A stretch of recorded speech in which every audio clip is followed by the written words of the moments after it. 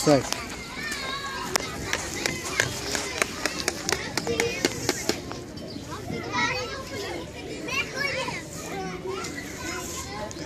Трябва да е мокър пясък.